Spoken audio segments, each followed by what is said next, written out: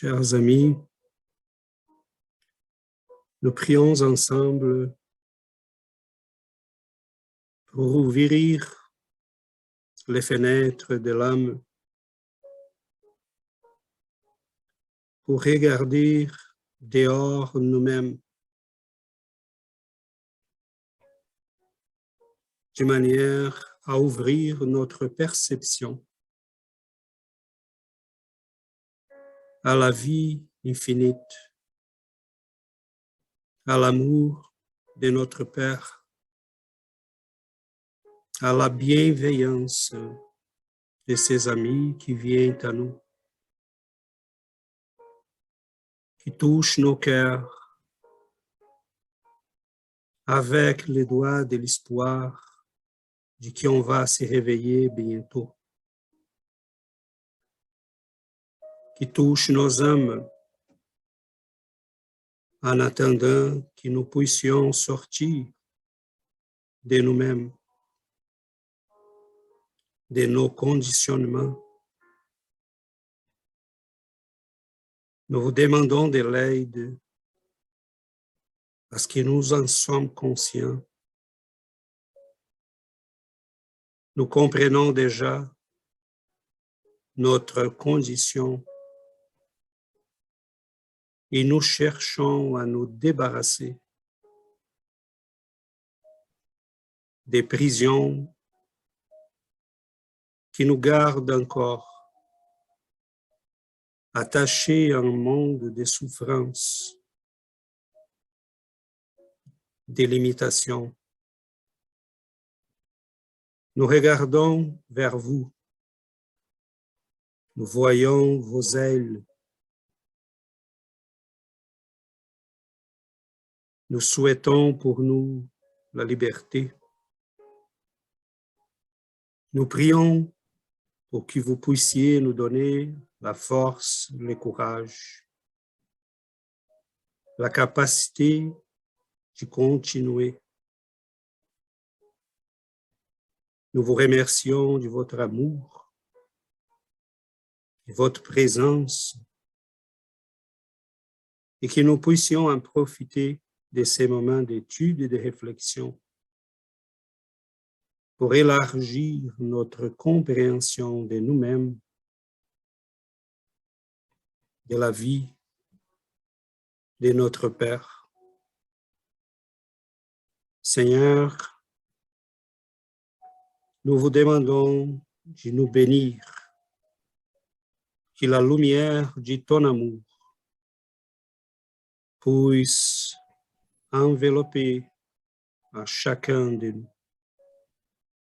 Merci de votre présence, de votre bienveillance, de votre amour envers chacun de nous. Merci Seigneur. Merci chers amis.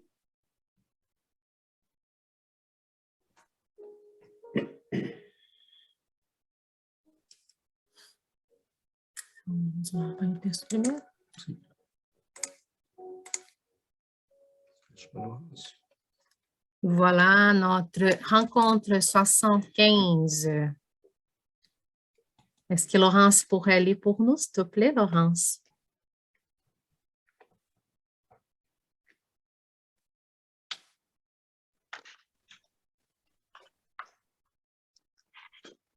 Alors, esprit et matière. Question 21. La matière est-elle de toute éternité, comme Dieu, ou bien a-t-elle été créée par lui dans un temps quelconque? Dieu seul le sait. Cependant, il est une chose que votre raison doit vous indiquer, c'est que Dieu, type d'amour et de charité, n'a jamais été inactif. Quelque éloigné que vous puissiez vous représenter le début de son action, pouvez-vous le comprendre une seconde dans l'oisiveté? Question 22. On définit généralement la matière, ce qui a de l'étendue, ce qui peut faire impression sur nos sens, ce qui est impénétrable. Ces définitions sont-elles exactes? À votre point de vue, cela est exact, parce que vous ne parlez que d'après ce que vous connaissez. Mais la matière existe à des états qui vous sont inconnus. Elle peut être, par exemple, tellement éthérée et subtile qu'elle ne fasse aucune impression sur vos sens. Cependant, c'est toujours de la matière, mais pour vous, ce n'en serait pas. Quelle définition pouvez-vous donner de la matière? La matière est le lien qui enchaîne l'esprit. C'est l'instrument qui le sert et sur lequel, en même temps, il exerce son action. À ce point de vue, on peut dire que la matière est l'agent intermédiaire à l'aide duquel et sur lequel agit l'esprit. Question 23. Qu'est-ce que l'esprit? Le principe intelligent de l'univers. Quelle est la nature intime de l'esprit? L'esprit n'est pas facile à analyser dans votre langage. Pour vous, ce n'est rien, parce que l'esprit n'est pas une chose palpable. Mais pour nous, c'est quelque chose. Sachez-le bien, rien, c'est le néant, et le néant n'existe pas. Question 24. L'esprit est-il synonyme d'intelligence? L'intelligence est un attribut essentiel de l'esprit, mais l'un et l'autre se confondent dans un principe commun, de sorte que pour vous, c'est une même chose. Question 25. L'esprit est-il indépendant de la matière ou n'en est-il qu'une propriété, comme les couleurs sont des propriétés de la lumière et le son une propriété de l'air? L'un et l'autre sont distincts, mais il faut l'union de l'esprit et de la matière pour intelligenter la matière. Cette union est-elle également nécessaire pour la manifestation de l'esprit? Nous entendons ici par esprit le principe de l'intelligence, abstraction faite des individualités désignées sous ce nom. Elle est nécessaire pour vous parce que vous n'êtes pas organisé pour percevoir l'esprit sans la matière. Vos sens ne sont pas faits pour cela. Question 26. Peut-on concevoir l'esprit sans la matière et la matière sans l'esprit? On le peut sans doute par la pensée. Question 27. Il y aurait ainsi deux éléments généraux de l'univers, la matière et l'esprit? Oui, et par-dessus tout cela, Dieu, le Créateur, le Père de toutes choses. Ces trois choses sont le principe de tout ce qui existe, la Trinité universelle. Mais à l'élément matériel, il faut ajouter le fluide universel qui joue le rôle d'intermédiaire entre l'esprit et la matière proprement dite, trop grossière pour que l'esprit puisse avoir une action sur elle. Quoique, à un certain point de vue, on puisse le ranger dans l'élément matériel, il se distingue par des propriétés spéciales. S'il était matière positivement, il n'y aurait pas de raison pour que l'esprit ne le fût pas aussi. Il est placé entre l'esprit et la matière. Il est fluide, comme la matière est matière, susceptible, par ses innombrables combinaisons avec celle-ci et sous l'action de l'esprit, de produire l'infinie variété des choses dont vous ne connaissez qu'une faible partie. Ce fluide universel ou primitif ou élémentaire, étant l'agent qu'emploie l'esprit, est le principe sans lequel la matière serait en état perpétuel de division et n'acquerrait jamais les propriétés que lui donne la pesanteur. Ce fluide serait-il celui que nous désignons sous le nom d'électricité? Nous avons dit qu'il est susceptible d'innombrables combinaisons. Ce que vous appelez fluide électrique, fluide magnétique, sont des modifications du fluide universel, qui n'est, à proprement parler, qu'une matière parfaite, plus subtile, et que l'on peut regarder comme indépendante. Question 28. Puisque l'esprit est lui-même quelque chose, ne serait-il pas plus exact et moins sujet à confusion de désigner ces deux éléments généraux par les mots matière inerte et matière intelligente? Les mots nous importent peu. C'est à vous de formuler votre langage de manière à vous entendre. Vos disputes viennent presque toujours de ce que vous ne vous entendez pas sur les mots parce que votre langage est incomplet pour les choses qui ne frappent pas vos sens. Un fait patent domine toutes les hypothèses. Nous voyons de la matière qui n'est pas intelligente. Nous voyons un principe intelligent indépendant de la matière. L'origine et la connexion de ces deux choses nous sont inconnues.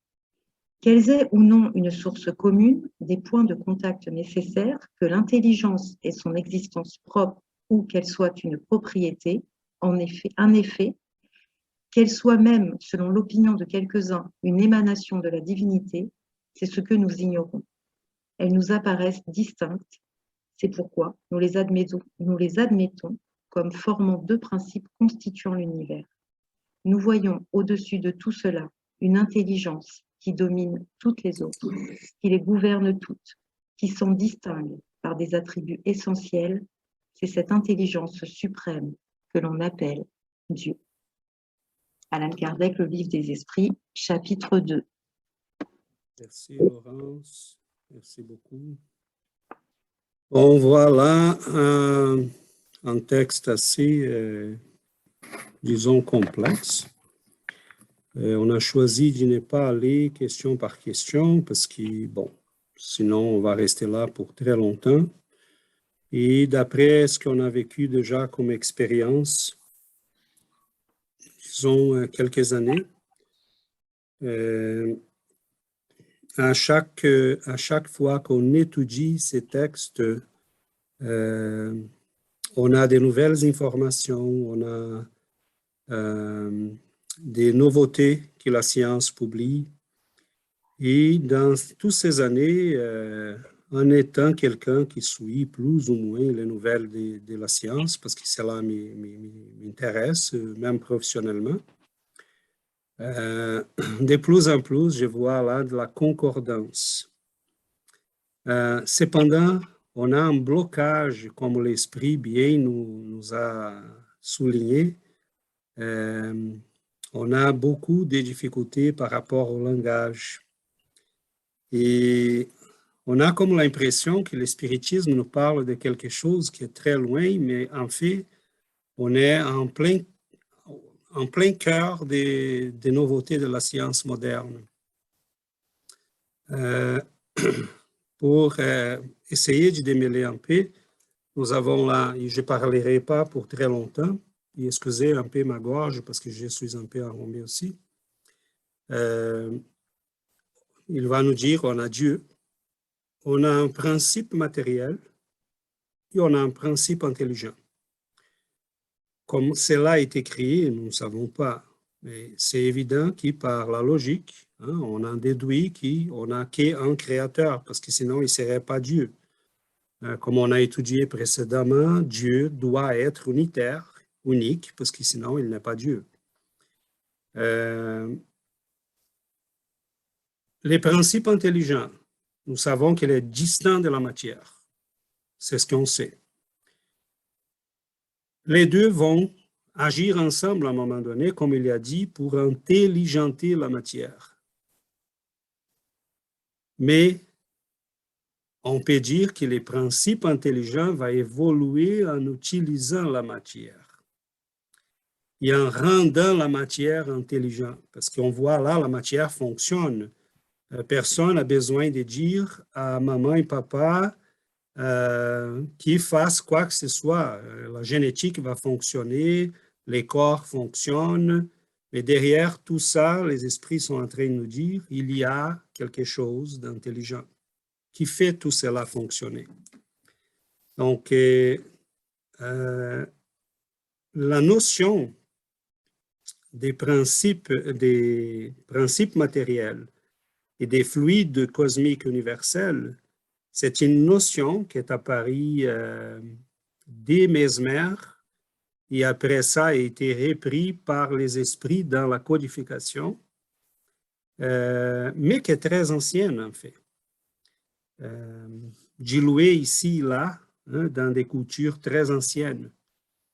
Cependant, c'est très intéressant parce que les esprits vont nous expliquer il y a ces champs de base, cette matière de base. Cette matière de base va se densifier jusqu'à s'y rendre à la matière que nous connaissons, dans laquelle nous sommes présentement. L'intéressant, c'est que nous faisons le chemin contraire en science. Nous avons commencé pour étudier la matière, nous avons dit, bon, elle est composée de l'eau, des feux, des chaleurs, de ça et de ça, là, dès les Grecs. Mais après, on s'était rendu là, en 1800, à la notion des molécules, atomes, éléments chimiques. Et après ça, on s'était rendu compte que les atomes, en fait, oui, ils existent bel et bien, mais ils sont composés de sous-particules, donc des protons, des neutrons, des électrons.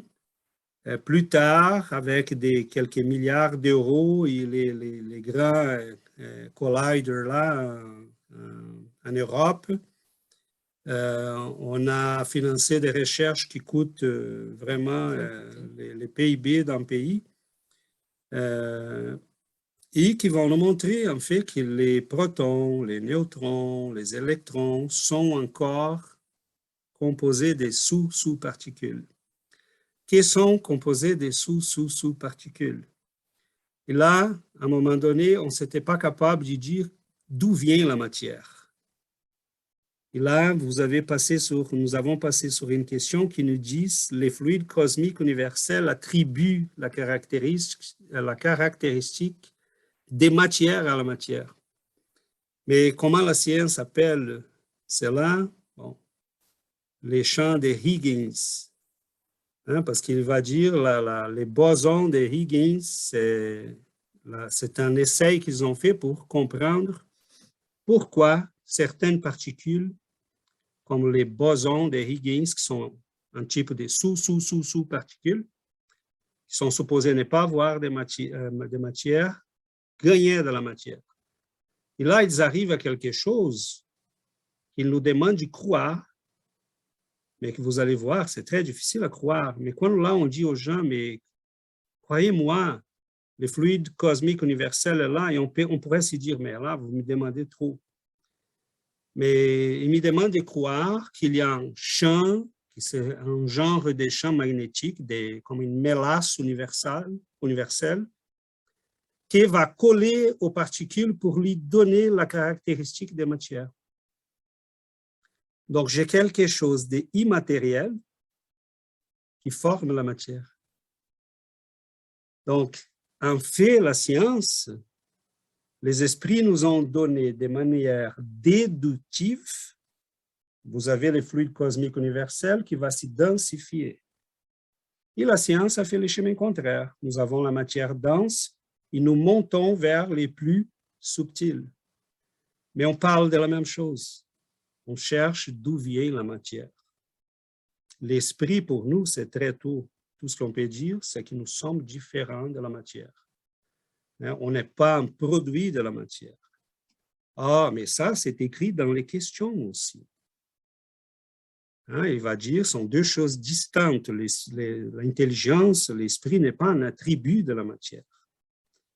Mais pour Freud, Jung, pour la psychologie et pour la physique du 18e, 19e, 20e siècle, l'esprit était un produit de la matière. Cependant, récemment, comme je vous racontais déjà, il y a un groupe de 200 scientifiques qui ont publié un manifeste, c'est le manifeste post-matérialiste. Parmi ceux, on trouve là M. Mario Beauregard et plusieurs Français, Américains, Norvégiens, Brésiliens, qui disent on a déjà assez d'éléments pour savoir que la matière ne peut pas générer la conscience humaine. Donc, ils sont rendus là, ils n'ont pas eu le courage de dire manifeste et spiritualiste, mais ils ont dit post-matérialiste. Donc, c'est un nouveau paradigme en science. Et un nouveau paradigme, ça veut dire une nouvelle route qui s'ouvre pour la recherche. Donc, ils sont en train d'étudier la prière, la conscience humaine. Mettons, les cas des EKM ont montré clairement, mais clairement, que la conscience ne peut pas être limitée par les corps.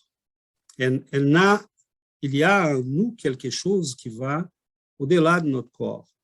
Pour nous, ça fait 200 ans presque que le spiritisme et même d'autres doctrines spiritualistes nous en parlent. Ce n'est pas nouveau.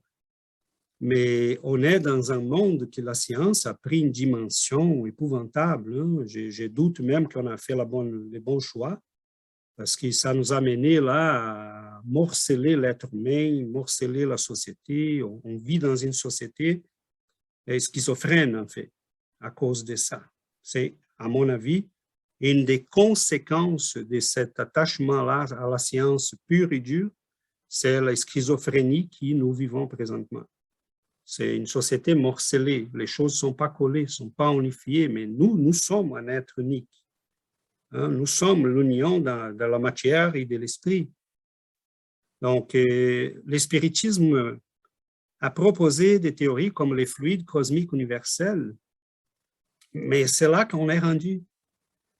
Parce que c'est certain que la science va appeler ça autrement.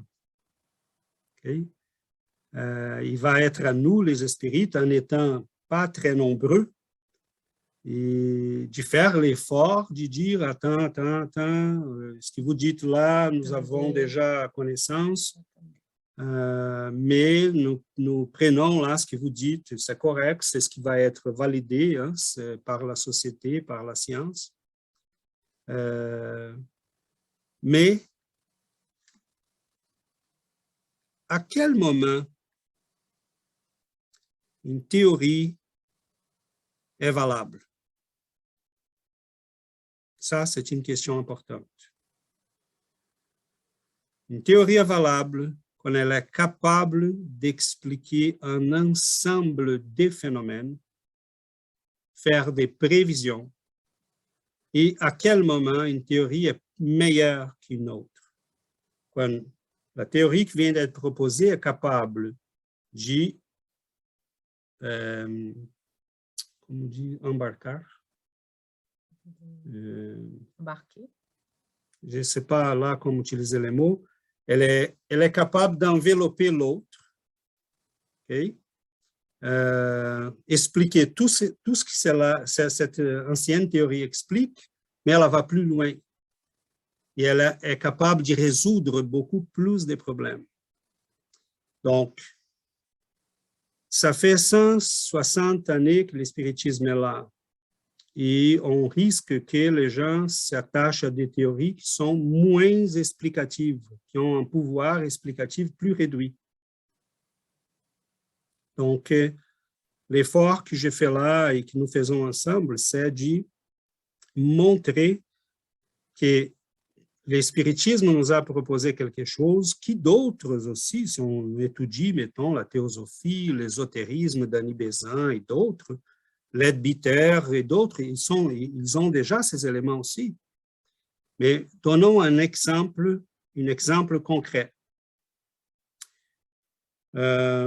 L'ensemble de ces courants spiritualistes, inclusivement le spiritisme, va nous dire les fluides cosmiques universels, il va se densifier. On peut penser à ces fluides-là comme un champ magnétique. Okay? Il commence à se densifier, mais il va former des couches dans l'univers. Et mettons, quand on regarde l'être humain, nous sommes quoi? Nous sommes un corps physique, donc nous habitons ces niveaux-ci de matière, et nous savons que nous avons un corps spirituel. Ce corps spirituel, il est un corps que nous appelons périsprit, mais c'est une manière réduite d'appeler quelque chose qui est comme un noyau qui a plusieurs couches. Allan Kardec n'a pas voulu rentrer là-dedans. Hein? Parce qu'il manquait un vocabulaire et il ne voulait pas prendre le vocabulaire d'autres écoles et parce qu'il y avait là des choses très, très à démêler encore. Mais nous savons que nous avons un corps vital. On va montrer là, j'ai pris là un peu au dépourvu parce que j'avais une belle photo là dans un PowerPoint, mais je ne l'ai pas retrouvée. Clique aqui. Vous les voyez? Non? Oui? Oui, on voit, merci. Donc, si vous prenez là, je vais enlever ici les... Vous voyez ma souris? Oui?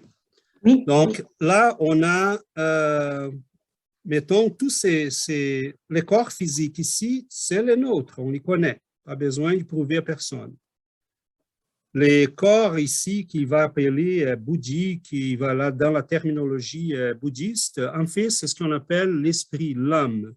C'est cet être intelligent-là qui nous échappe, qui lui dit, là, les Kardec questionne, il va dire, pour vous, c'est comme un rien, parce que vous avez besoin de penser toutes les choses collées à la matière.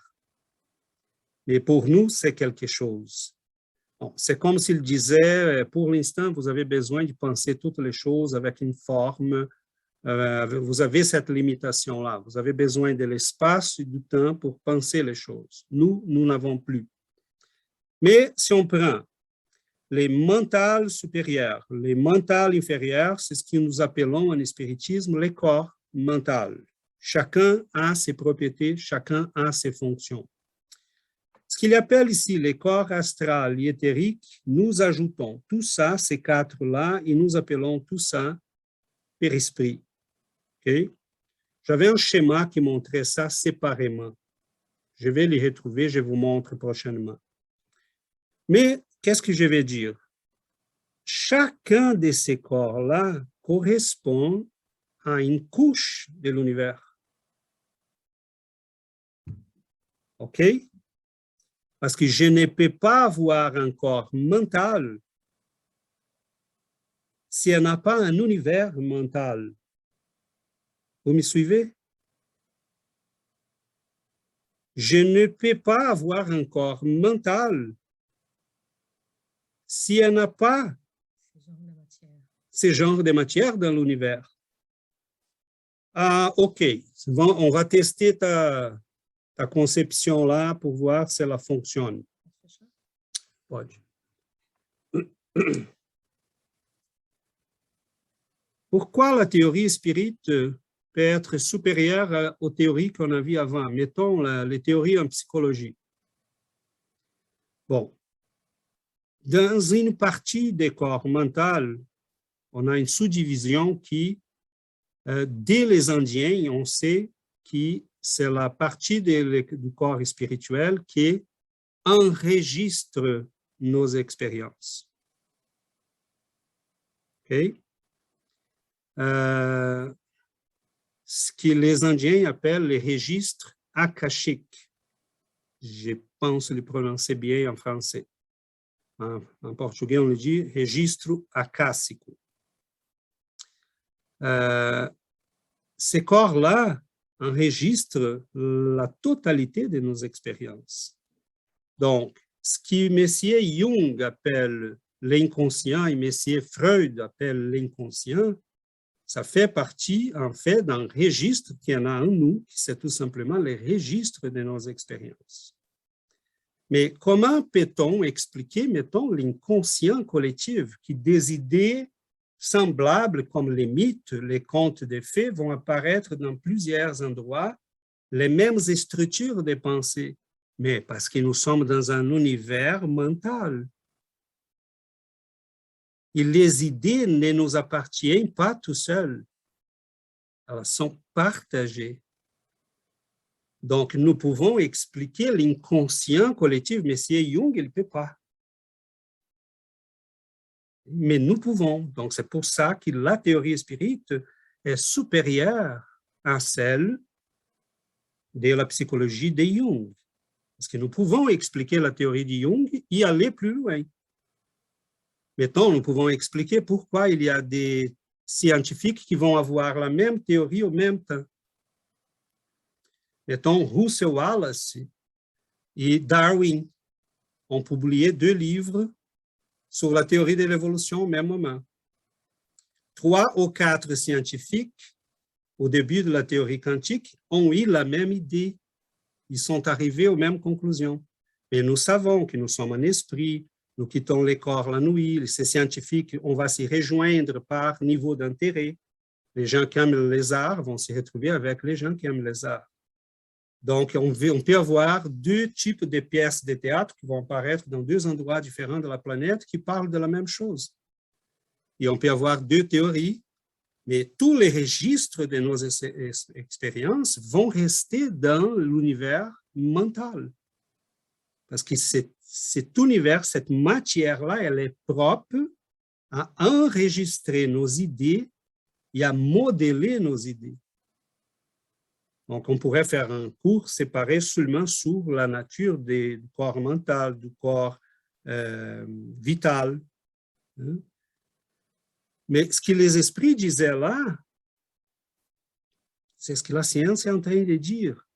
La propriété même de la matière vient de quelque chose qui est presque non matériel. Donc, j'ai fait ce parcours-là, cet ensemble de raisonnements pour dire que quand on lit ces questions, on risque de s'embêter un peu et de dire « je ne comprends pas trop, c'est très loin de… » Mais en fait, non. Okay? Il y a un créateur, il y a un principe matériel qu'on appelle le fluide cosmique universel, et il y a un principe intelligent d'où dérivent et d'où vont s'individualiser les esprits. Comment cela arrive? Aucune idée. Mais Léon Denis utilise une image très belle qui nous dit la conscience dort dans les minérales, se réveille dans les végétales, et là, il va donner la série pour dire, va être pleinement consciente dans les esprits supérieurs. Donc, il y a des gens qui ont interprété ça en disant, « Ah, César, ça veut dire nous étions des pierres. » Non. La matière, c'est la matière. Mais un principe intelligent peut être déjà collé à la pierre. Il peut être là dans un électron, parce qu'il faut qu'il apprenne tout ce qu'un électron fait. Pourquoi? Moi, je suis une conscience. Je suis un esprit. Vous savez combien de cellules il y a dans notre corps?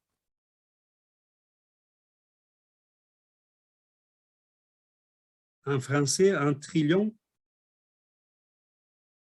environ. Okay? Comment toutes ces choses-là savent quoi faire? Là, je vous laisse la question et je m'arrête. Quelqu'un qui va répondre. Fabrice? Alors non, je ne vais pas répondre, mais ça amène à d'autres questions. Je vois Laurence qui sourit. Ça veut dire, César, que, enfin, si j'ai bien compris, chaque cellule de notre corps possède un principe intelligent. Chaque atome. Et chaque cellule de notre corps qui possède un principe intelligent est amenée à devenir, avec l'évolution, un être humain. Un être intelligent comme nous. Mais ça fait des milliards de enfin, c'est pour ça que dans les livres des esprits, il dit Dieu est en train de créer tout le temps. D'accord. Et tu sais là, quand une personne se suicide, Oui, tu es en train d'y tuer un univers. tout à fait. Comprenons l'ampleur de la chose. Tu es en train de tuer un univers. C'est pour ça que le suicide est quelque chose de drastique. Tu es responsable de toutes ces vies-là. Elles sont en train d'évoluer en profitant que toi, tu utilises ces corps-là. Mais nous sommes, nous, en principe intelligent, devenus déjà conscients. Mais j'ai passé par l'électron, j'ai passé par les protons, j'ai passé par les atomes, j'étais dans l'univers minéral, végétal, animal, j'ai évolué dans tous ces niveaux-là. J'ai enregistré dans mon périsprit toutes ces expériences. C'est pour ça qu'au moment de la conception, on dit que la phylogénèse va être répétée. On va répéter les fœtus, va passer tous les parcours de l'évolution de notre espèce. Mais comment sait-on cela? Parce que cela est enregistré en nous, en notre périsprit. Donc, au moment que j'arrive à la condition que je suis présentement, mon périsprit, je n'ai pas besoin de lui dire « tu fais telle chose pour contrôler tel organe ». Parce que nous avons déjà passé par là pendant des milliards d'années. Il sait quoi faire avec mon foie, avec mon cœur, avec mon estomac. Donc, c'est les systèmes sympathiques, c'est les systèmes nerveux autonomes. Comment il sait quoi faire? Qui lui a dit quoi faire? Donc, nous avons en nous déjà tout un système qui fonctionne, mais il n'est pas donné, il a été acquis. C'est des milliards d'années d'évolution. Oui, ça revient à dire on a dû avoir des millions, des milliards d'incarnations en tant que principe intelligent dans chaque système, entre guillemets, pour pouvoir arriver. Donc, ça revient à dire qu'un homme, avant d'en arriver à comme nous sommes là, il y a tout un parcours dont on ne s'imagine même pas, quoi. Enfin, là, ça dépasse complètement l'entendement. Ça fait presque paniquer. Oui, tout à fait. Parce que ça me fait, c'est pour ça qu'à chaque jour, quand j'ai pris, j'ai dit, Seigneur, merci parce que je te reconnais déjà. Je te reconnais déjà, je suis capable de savoir que tu es là parce que combien de milliards d'années, je ne savais rien. J'ai la conscience. Donc, chaque jour est un cadeau. Hein? On n'a pas de raison pour être triste, pour être déprimé. La vie, c'est de la joie. C'est être conscient, c'est déjà un cadeau. Hein? Je sais que mon Père est là, je sais que les êtres que j'aime sont là. La vie continue, la vie est puissante, est belle, est pleine. Mais il faut regarder ces parcours-là, c'est épouvantable. Quand j'y pense, Fabrice, ça me fait peur. Je dis, Seigneur, combien de milliards d'années je suis en chemin? Parce qu'il n'y a rien dans la nature qui est donné. Tout doit être acquis. Et quand on décède, alors, tous ces milliards de cellules que nous avons en nous-mêmes, tous ces petits principes intelligents, je dis petits parce que par rapport à ce que nous sommes nous en tant que quantité, tous ces petits principes intelligents, ils retournent eux aussi à l'état d'ératicité? Ils vont continuer, ils vont probablement se transférer immédiatement parce qu'ils ne sont pas dans la condition d'être intelligents et conscients. Ils n'ont pas de conscience. Vont continuer leur parcours, donc ils vont suivre les chemins de la matière. Là, on comprend aussi pourquoi la matière a ces pouvoirs immenses sur nous. Pendant combien de milliards d'années nous suivons la matière tout simplement en allant avec. Ces principes intelligents-là, supposons une cellule de mon cœur. Je suis mort. Il se décompose. Il va réagir avec la terre pour devenir la ressource d'une plante. Là, il est passé avec. Et il n'est pas conscient encore pour se détacher. Donc, il va avec. Ce sont des milliards d'années dans ces processus d'apprentissage jusqu'à s'y rendre à la condition des animaux. Qui sont des êtres déjà qui ont des lampages où la conscience commence à s'y effleurer, doucement. Mettons, un chat, tu reconnais. Un chien, il sait que toi, c'est son maître. Tu reviens à la maison et il est content parce qu'il te reconnaît déjà. Il y a une mémoire. Il n'a pas de la pensée en continu. Mais il y a de la pensée, il y a des émotions, des sentiments. Il y a déjà un univers émotif. Donc, ce sont des milliers d'années d'apprentissage. C'est vertigineux tout ça. C'est vertigineux. Moi, c'est pour ça que les Indiens, ils ont des images très belles. Hein? C'est la Trinité, Vishnu, Shiva, j'ai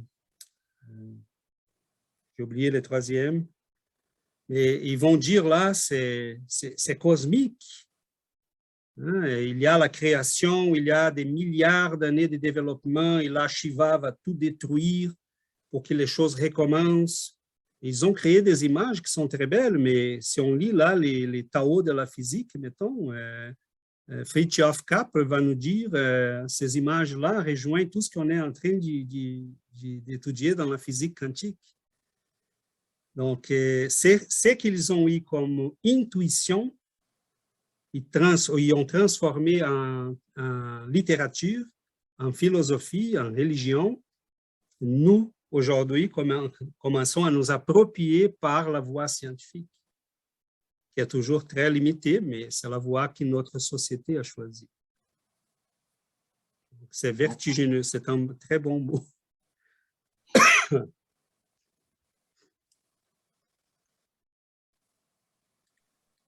Shana?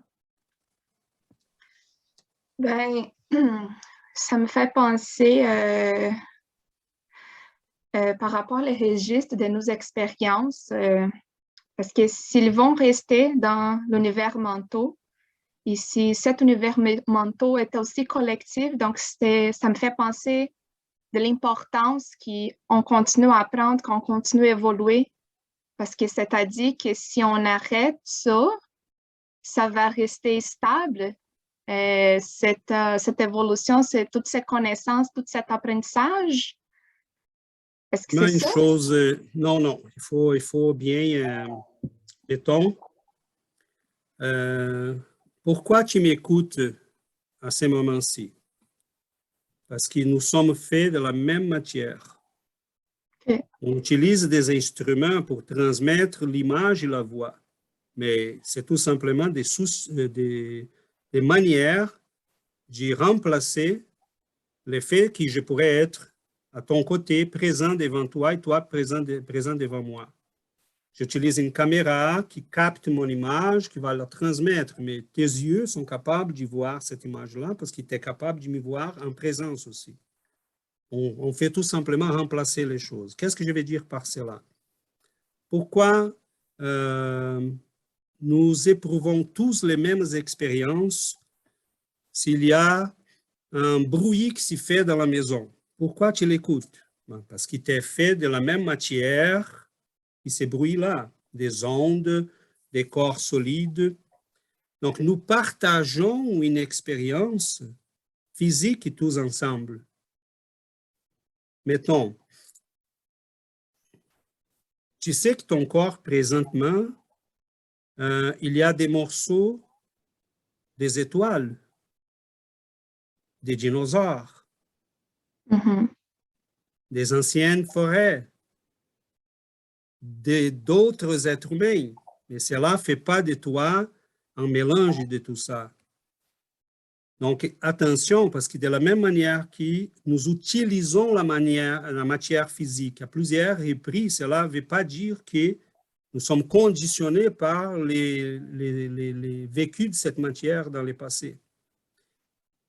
L'univers mental, nous avons un corps mental que notre esprit utilise pour exprimer les idées, disons grosso modo comme ça. Nous partageons tous ces corps-là. Et dans ce sens, nous partageons tous ensemble l'expérience du mental. Mais chacun de nous a son corps mental. Il a sa responsabilité d'évolution personnelle. Mais c'est certain que moi, si je suis capable d'évoluer, de communiquer à cette matière mentale des idées plus évoluées, mais cela peut être capté par d'autres. Et donc, dans ce sens-là, nous partageons tous ensemble ces expériences. Mettons, tu es tout seul sur une île et les gens font les choses toujours de cette même manière-là. Les gens vont éplucher l'orange. Éplucher, c'est le bon mot? Ils vont éplucher l'orange avec les doigts. Et là, un jour, tu vois là une pierre elle a l'air de coupant, tu dis, ah, je vais utiliser ça. Bizarrement, dans une autre île, à 300 km de toi, quelqu'un, à un moment donné, a la même idée. Et donc, nous partageons dans ce sens-là, et c'est pour ça qu'à chaque génération, on a la possibilité d'avancer et on n'a pas besoin de tout réapprendre. Parce que nous partageons cet ensemble-là dans l'univers mental. Mais nous avons toujours notre corps. Nous partageons aussi tout ce qui arrive dans l'univers physique. Et chacun de nous est responsable de soi-même. Donc, je ne sais pas si ça démêle un peu, mais nous partageons, nous sommes tous ensemble dans tous ces 7 univers-là, disons comme ça. Parce que nous sommes formés tous de ces 7 niveaux.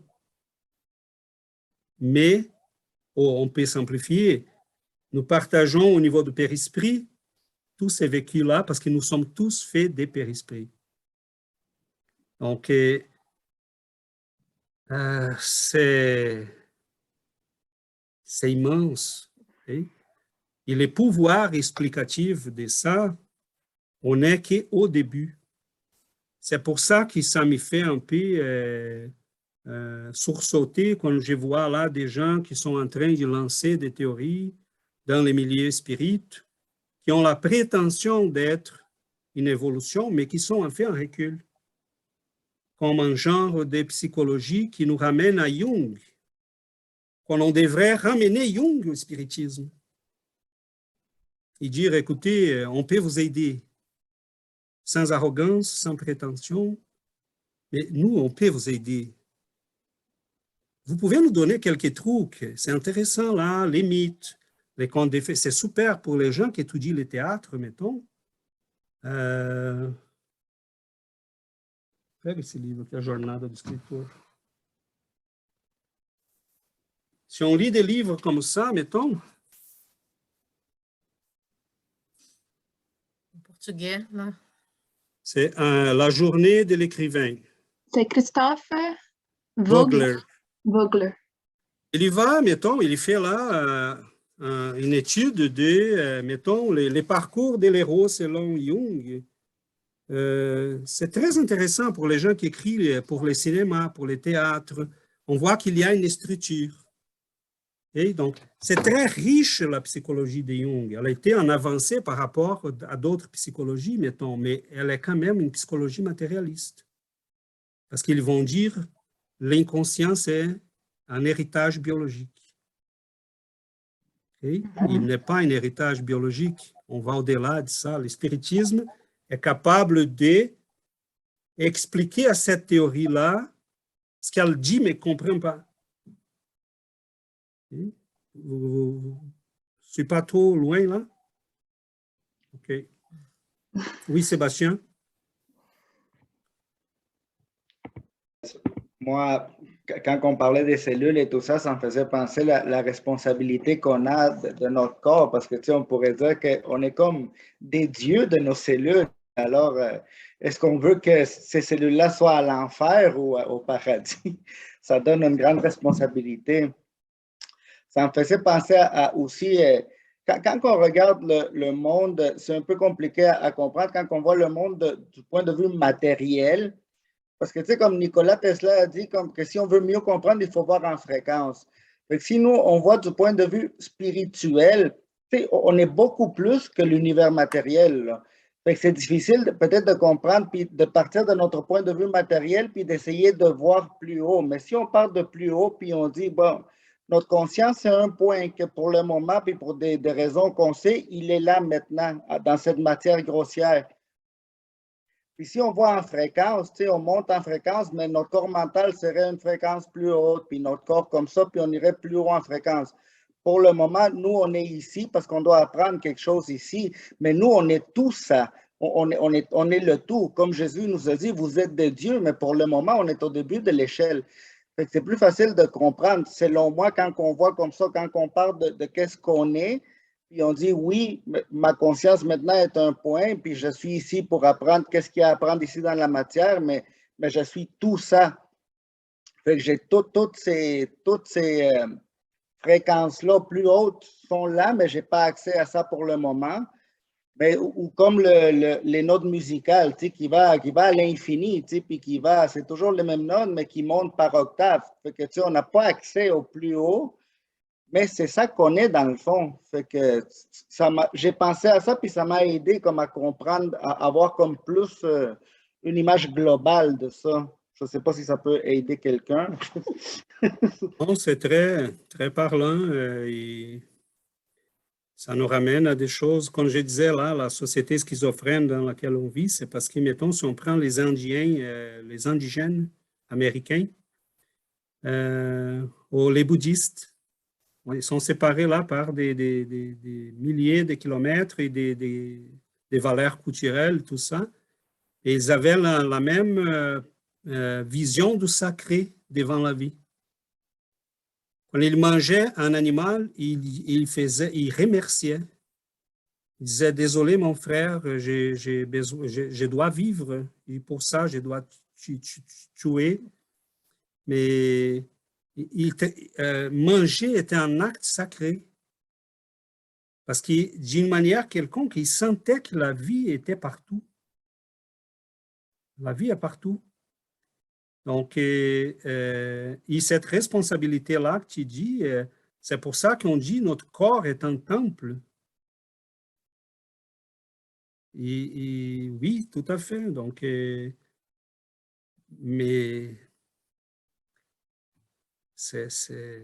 les conséquences de tout ça que nous sommes en train de voir sont immenses. Oui, parce que si dans notre inconscience, on s'adonne à nos passions, à nos excès, à nos vices, puis moi, je parle par moi-même, là, mais je me dis, mais ces cellules-là, ces êtres-là vivants, comme, aujourd'hui, je suis plus conscient avec le spiritisme, puis je travaille à améliorer, puis à m'améliorer comme personne, mais dans le passé, ils ont été carrément à l'enfer, là, ces êtres-là, parce que moi-même, par mon inconscience, là, je me faisais du mal, là. Je me détruisais, là, comme personne. Fait que, et on continue à le faire, c'est juste que peut-être dans un degré moins pire. Tu sais. Oui, mais c'est une grosse responsabilité. Déjà, d'avoir la conscience qu'on a déjà, c'est une très, très grosse responsabilité. Là. Tu vois, pourquoi cette théorie-là que nous sommes en train d'étudier est plus large que les théories que nous connaissons. Parce que tous les végans, toutes les gens liés là à la question de la diététique, je pense, et tout ça, ils sont capables de savoir qu'ils doivent faire un chemin différent de ce que nous avons fait jusqu'à présent, mais ils ne sont pas capables d'expliquer pourquoi. Donc, c'est pour ça que je ne donne pas un cours de diététique très avancé dans les centres spirites, mais j'amène les spirites pour expliquer à ces gens-là pourquoi ils ont cette croyance-là.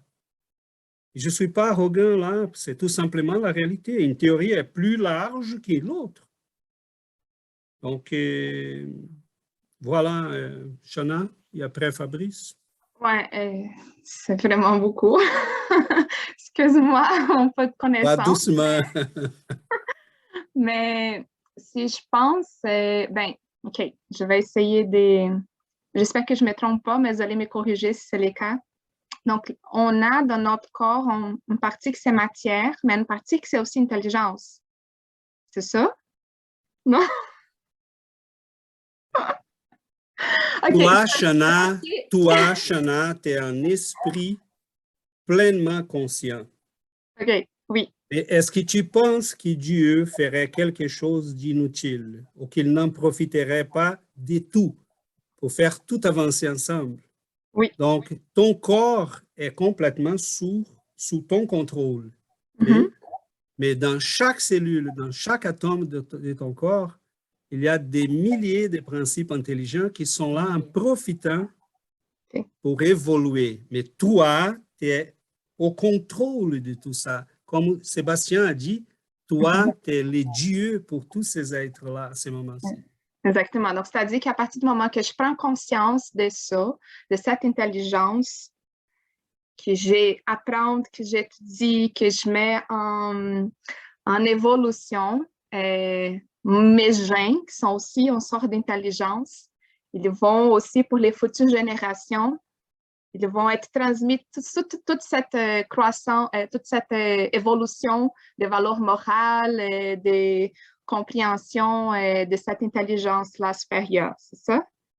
Je veux dire que oui. Okay. Et n'oublie pas qu'en fait, un corps spirituel qui enregistre toutes tes expériences. Donc, toute cette responsabilité, c'est sérieux, cet amour, cette bienveillance envers cet univers-là qui est ton corps, et l'univers autour de toi va être enregistré en toi. Donc, au moment que tu vas renaître, tous ces vécus-là vont composer ton nouveau corps, va guider les nouveaux corps que tu vas avoir. C'est pour ça qu'à ce moment-là, on ne voit pas d'esprit supérieur naître avec des maladies, sauf s'il le veut. Pour des raisons. C'est là que l'intelligence commence à influencer la matière. Elle le fait déjà, mais pas de manière consciente, parce que ton vécu du tout ton passé va toujours guider la formation du nouveau corps. Mais plus tu en es conscient, plus tu peux faire ça d'une manière vraiment sous ton contrôle. Donc, il y a des milliards de personnes qui sont en train, des milliers de personnes qui sont en train de réincarner, mais qui n'ont aucune conscience et qui guident le processus, tous les vécus qu'il y a déjà dans leur périsprit. Mais il y a des esprits qui viennent, ils vont dire, je vais avoir un corps comme ça, comme ça, comme ça, parce que j'ai besoin pour mon travail, pour mon évolution. Ils planifient.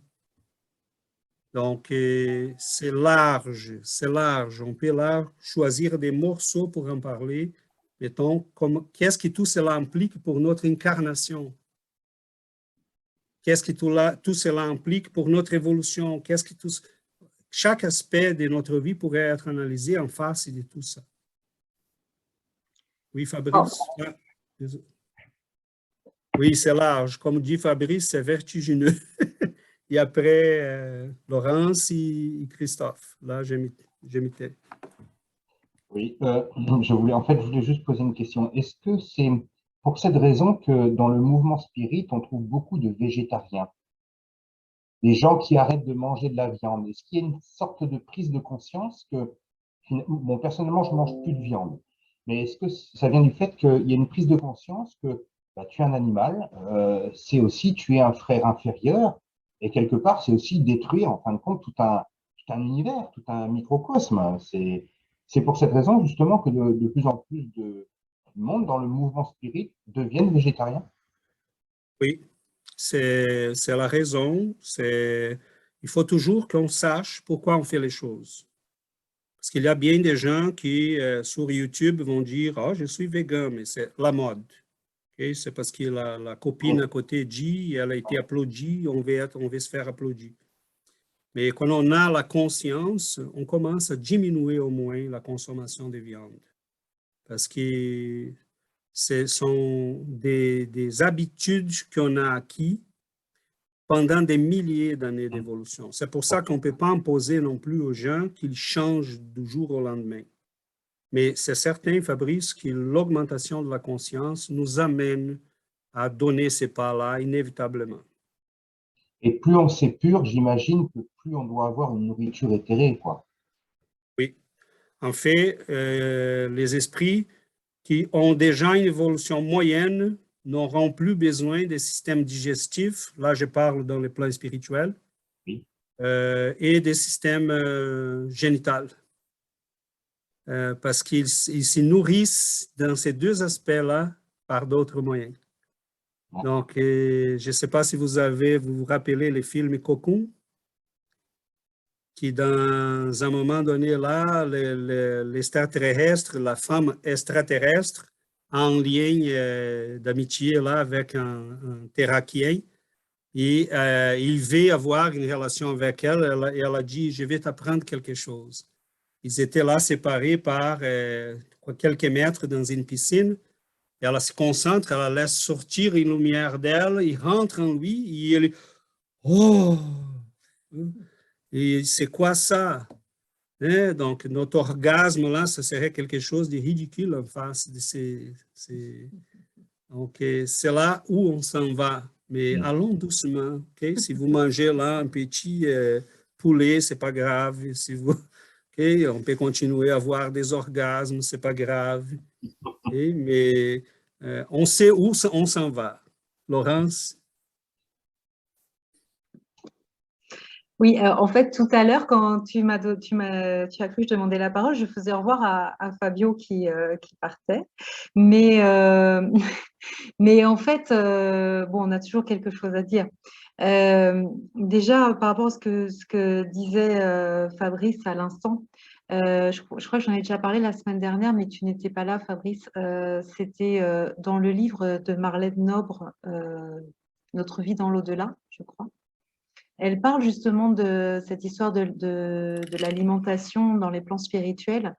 Et justement, moi, quand je lis ça, je me dis, oh, si on pouvait en être là, nous aussi, où en fait, des esprits touchent un fruit dans l'arbre et ils se nourrissent de la puissance de ce fruit, en fait, de son, oui, de son Ils se nourrissent des fluides.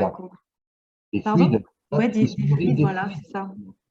Et bon, ben, nous n'en sommes pas encore là, mais personnellement, je ne mange plus d'animaux non plus, comme toi, pour les mêmes raisons, parce qu'à un moment, je ne peux pas, si je vois de la viande dans une assiette, moi, je vois l'animal vivant, donc je ne peux pas la manger. Et je ne peux pas passer par-dessus ça. Voilà. Et puis, il y avait une autre petite chose, je voulais rebondir, c'est par rapport à ce que Sébastien a dit et César. Alors, je ne dis pas que je ne suis pas d'accord avec vous, je dis juste, il faudrait que tu me réexpliques, César, ce que tu entends par nous sommes des dieux pour chacune des cellules de notre corps. Parce que, comme le disait justement Sébastien, on fait bien du mal à nos cellules, voire, comme tu l'évoquais tout à l'heure, on peut aller jusqu'au suicide et là, on les détruit toutes, enfin, on met fin en tout cas à la vie et qui les rassemblait à ce moment-là.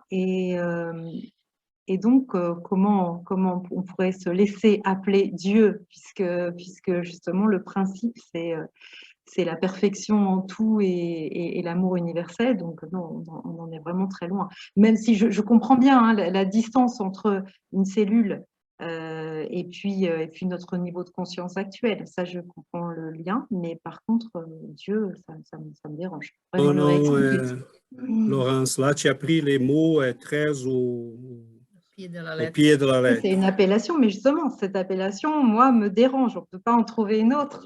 Non, tu es un Dieu parce que tu peux même décider de tuer tout le monde. Mettons, Dieu, évidemment, il ne ferait pas ça, hein? Mais disons que si on a là une catastrophe naturelle, il y a des milliers d'êtres humains qui vont être tués. Et c'est certain que Dieu est au courant. Donc, il y a des raisons, bien des raisons là. Je prends ton exemple là et je l'amène très loin. Okay? Donc, être en Dieu, ça veut dire que tu décides. La conscience plus large est par-dessus les consciences moins développées. Toi, tu décides qu'est-ce que ton chien va manger, pas lui. Tu peux décider de le tuer aussi. Okay? Donc, oui, tu ferais passer là, mais sauf dans un cas de besoin.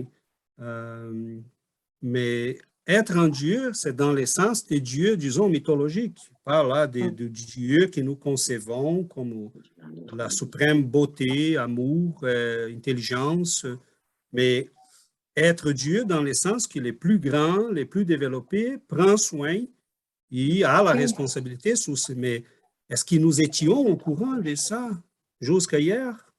Non, mais nous l'étions quand même, les responsables. Donc, c'est pour ça que tout ce qu'on fait avec notre corps s'y ramasse, gardé dans notre périsprit, et nous en subissons les conséquences. Parce que nous sommes des dieux, mais nous sommes responsables de nos actions. Dieu n'a personne à rendre compte, mais à notre niveau, nous devons rendre compte. Donc, nous sommes des dieux dans le sens que nous décidons, je peux décider de me couper un bras, c'est ma décision. Je peux décider de me suicider, mais j'en serai responsable. Donc, je suis un Dieu qui doit rendre compte de ses actes. Donc, il faut là mettre les choses dans l'échelle. Voilà. Avec tous les guillemets que tu rajoutes. Oui, D'accord, oui. d'accord. C'est le Dieu. Tu vois, c'est toi qui décides qu'est-ce que tu fais avec ton corps. Oui, Denis? C'est le tout petit Dieu, du coup. On est un Dieu à un niveau, voilà, qui s'inscrit Si dans tu un penses autre. qu'on a 1 trilliard de cellules Oui. dans notre corps et que nous avons là un système merveilleux qui fonctionne comme un univers, bon, qui est la conscience responsable de tout ça. Okay? Donc, nous pouvons nous guérir, nous pouvons devenir malades, nous pouvons faire mal à notre corps, nous pouvons les soigner, nous pouvons... Donc, dans ce sens-là, nous sommes une conscience déjà responsable de bien guider toutes ces petites consciences-là en développement qui sont en nous. Dieu en profite de tout pour le bien de tous. Christophe? Ah non, en fait, tout va bien, merci beaucoup. Non, non, non, j'ai rien à dire même. C'est exceptionnel. Hein. Non, non, j'ai rien à dire. Merci beaucoup. C'est Tu as à Jonathan. dire, tu peux le dire. Jonathan, C'est mais Jonathan, on ne voit pas bien petite la main. petite main, mais c'est Jonathan qui a levé la main. Jonathan? Ah, C'est la main On est voit. très, très mince. très faible, Ah, là, on voit pas. désolé. Elle est blanche. Je n'ai pas toujours raison. Pour trouver des explications, je pense qu'on est conditionné à ramener tout à notre corps et à nous-mêmes. C'est comme ça qu'on est, depuis qu'on est né, on est plus important. Tout ce qu'on fait, c'est pour nous-mêmes. Right? So, si Anna, pour répondre à ta question, si tu essaies de penser une explication, mais ne pas ramener à toi-même, à une personne, tu vas peut-être trouver l'explication de l'univers et toutes ces questions. Quand on réincarne, on est imprégné dans le fœtus après que le fœtus soit déjà né, et ensuite quand on décède, le corps, c'est juste momentanément, l'esprit est imprégné dans le fœtus, et ensuite, quand le corps s'en va, l'esprit repart. So, c'est juste, it's like a rental car. C'est comme si c'est pour ça que, dire que, comme tu disais, César, toutes nos cellules sont parties de l'esprit, ont leur propre énergie.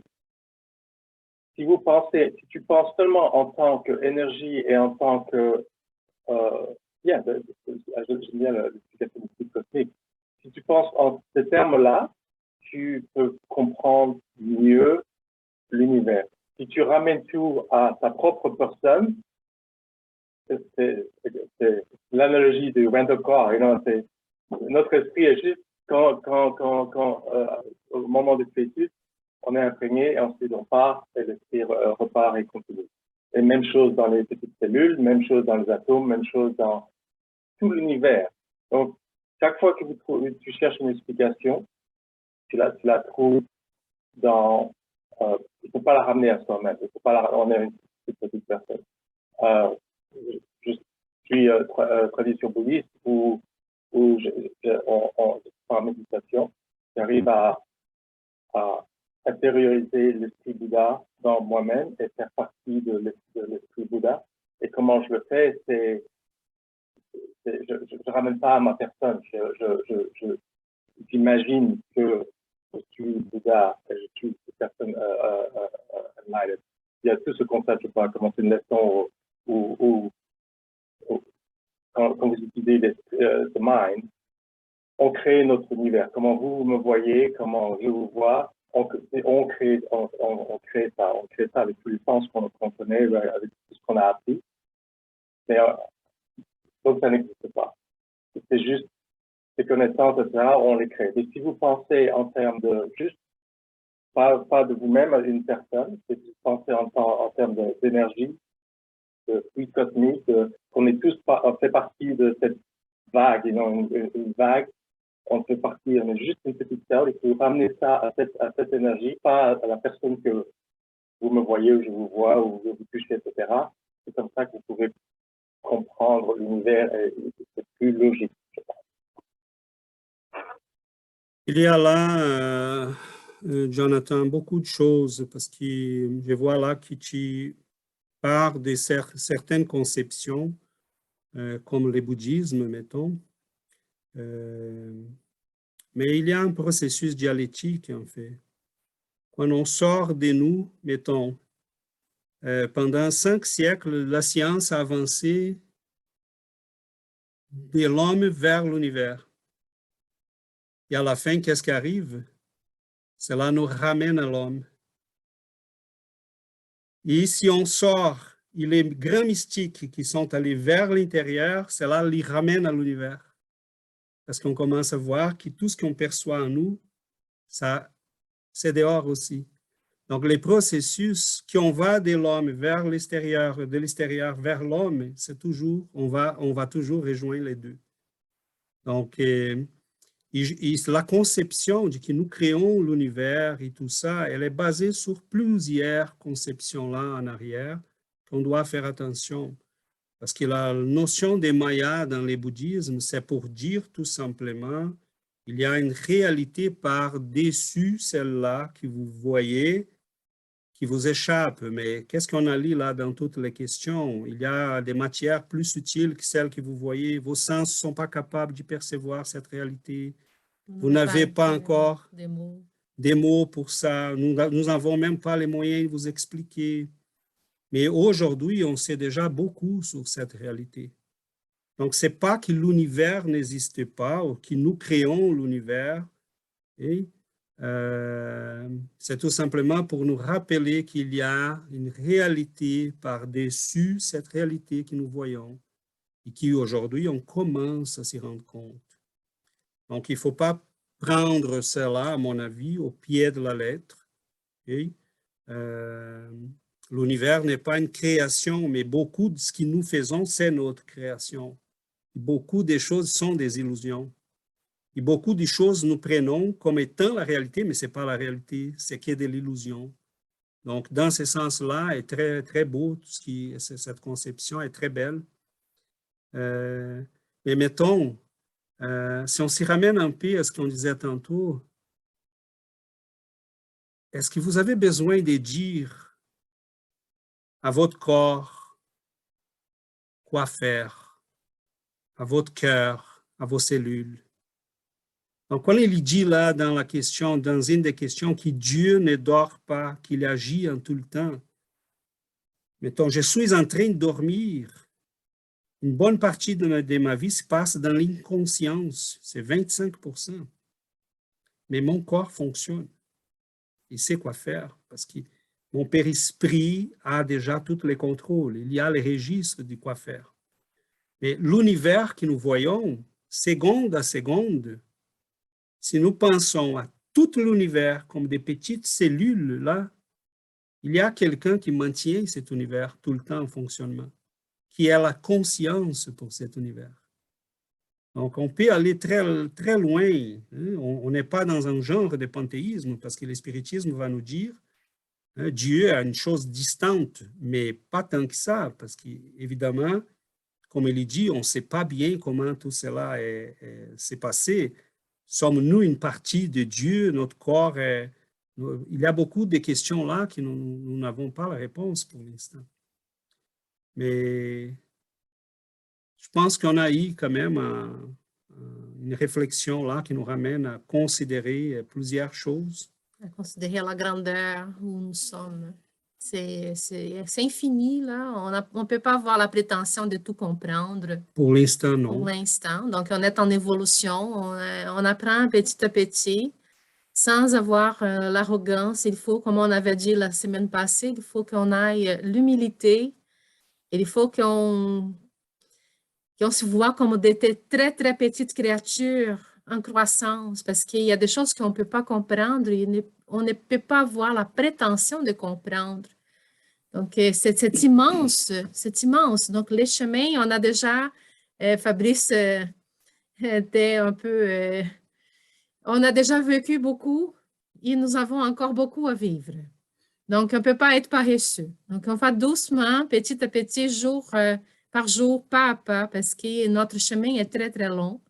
Mais aujourd'hui, nous avons la conscience.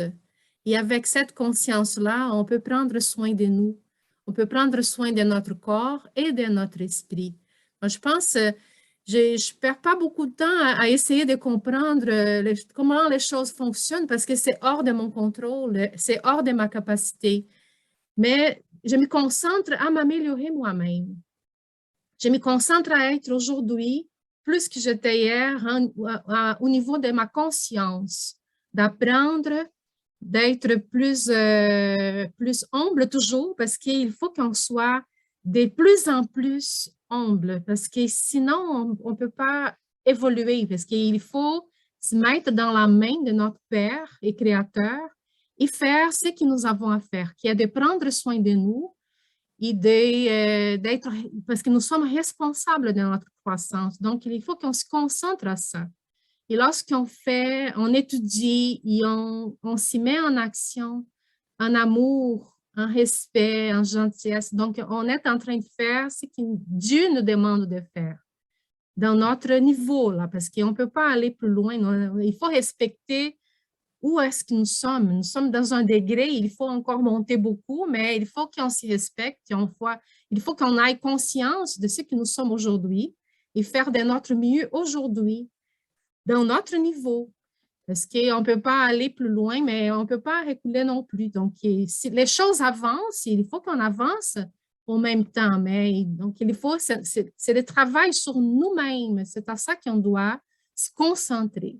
Donc, aujourd'hui, je fais de mon mieux. Demain, je veux être encore mieux que je suis aujourd'hui. Donc, je travaille sur ça, sur mon corps, sur ma conscience, sur mon esprit. Donc, et si on évolue, on va être capable de tout comprendre. Là, les choses vont être plus claires de plus en plus. Mais on ne peut pas voir, c'est ça, on ne peut pas avoir la prétention de vouloir tout comprendre parce qu'on n'est pas encore capable. On n'a pas de sens, on n'a pas de mots. Je finirai là parce que notre temps file et on achève. Je reprendrai un peu ce que Giovanna a dit. On a une évolution à l'horizontale à faire, c'est le développement de l'intelligence, mais on a une évolution en verticale à faire. Donc, c'est certain que si je monte en évolution morale, je regarde les choses de plus loin et je peux comprendre beaucoup plus. Même si mon intelligence a déjà compris, je peux revoir et replacer. Donc, quand on étudie ce genre d'études, vous voyez que là, l'objectif, ce n'est pas passer de temps à s'y casser la tête avec des équations mathématiques ou de la physique. C'est nous ramener à nous-mêmes, en fait. Dans le sens qu'est-ce que j'ai fait de ça? L'ampleur de tout ça, le vertigineux, comme Fabrice disait, de tout ça, c'est pour nous montrer l'ampleur du chemin que nous avons fait. Nous sommes là à moitié du chemin. Les animaux sont pour nous ce que nous sommes pour les anges, pour les esprits comme Jésus et d'autres. Donc, c'est certain qu'ils nous regardent avec beaucoup d'amour et de pitié, comme on regarde notre chien avec beaucoup d'amour et de pitié.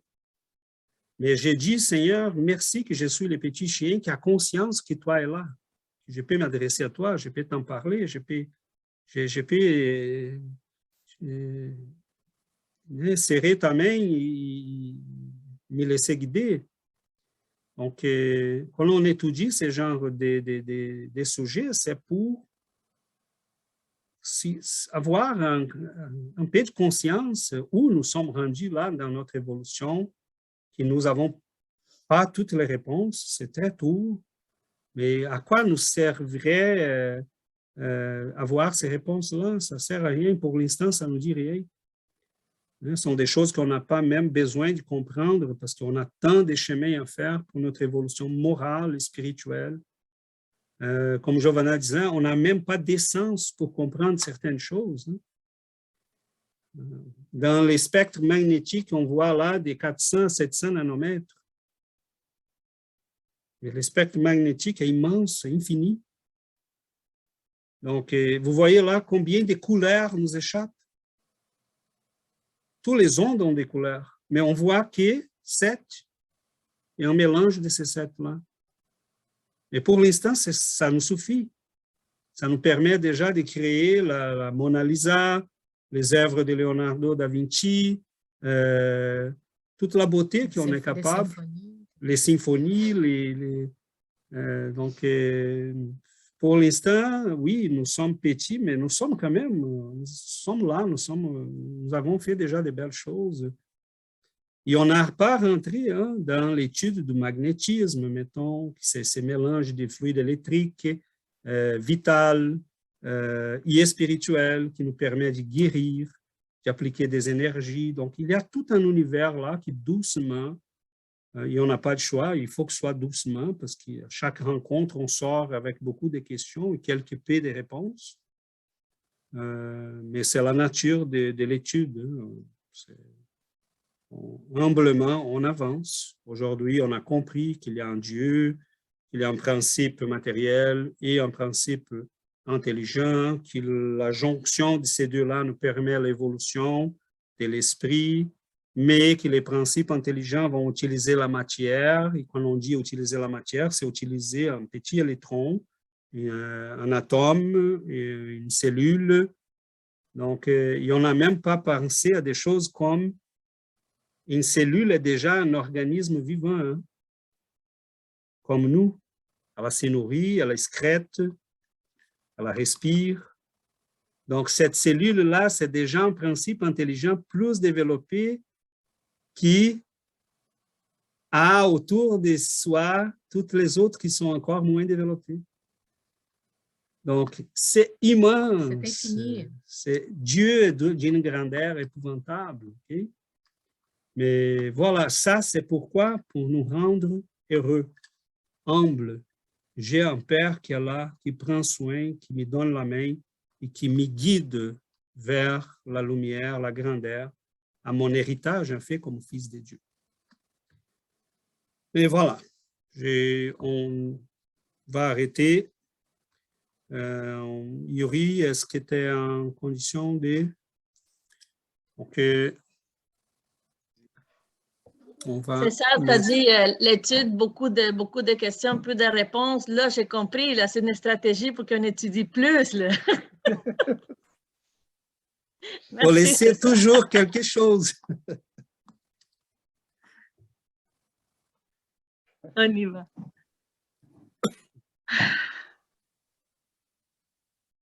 Bon. Seigneur Jésus. Merci, cher Maître. Merci pour votre présence et votre amour. Merci, cher bienfaiteur, pour votre bienveillance, votre compagnie.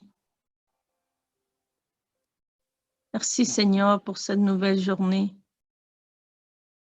pour notre santé, celle de nos proches. Nous vous demandons, Seigneur, de bénir nos vies. Que votre présence, Seigneur, illumine nos chemins, nos cœurs. Illuminez, Seigneur, nos consciences. Et de nous avoir plus de compréhension, mais afin que nous puissions servir mieux. Nous sommes si loin de comprendre la création de notre Père. Nous sommes si petits. Nous avons tant de choses à apprendre, tant d'expériences à vivre. Nous savons, Maître, que nous ne pouvons pas demander à comprendre toute la grandeur et toute la profondeur de notre Père. Mais nous pouvons demander à vous, son Fils aimé, de nous aider à comprendre sa volonté dans nos vies. Nous pouvons demander à vous, Seigneur, de nous donner le discernement pour choisir le bon chemin. Nous pouvons vous demander de nous conduire à l'abnégation. Nous pouvons demander votre aide, Seigneur, que nous puissions remettre nos vies au commandement de notre Père. Aide-nous, Seigneur, à découvrir les devoirs qui nous incombent. Ouvrez nos yeux et nos cœurs pour que nous puissions voir et sentir votre douceur et non l'ombre de notre ignorance. Bénissez, Seigneur, s'il vous plaît, nos vies, nos projets. Donnez-nous la force de volonté pour les accomplir. Aidez-nous dans nos difficultés. Aidez-nous à surmonter nos peurs. Aidez-nous à avoir plus confiance en vous, en vos plans, en votre amour. Merci, Seigneur, pour cette opportunité d'apprendre. Nous vous demandons, Seigneur, de transformer chaque occasion en travail, en service et en la pratique de vos enseignements. Bénissez, Seigneur, cette humanité et illuminez tous ceux qui souffrent, tous ceux qui ont besoin de vous. Nous avons tous besoin de vous, Seigneur. Illuminez-nous avec votre présence et votre amour, puis restez avec nous pour toujours. Merci. Merci à tous.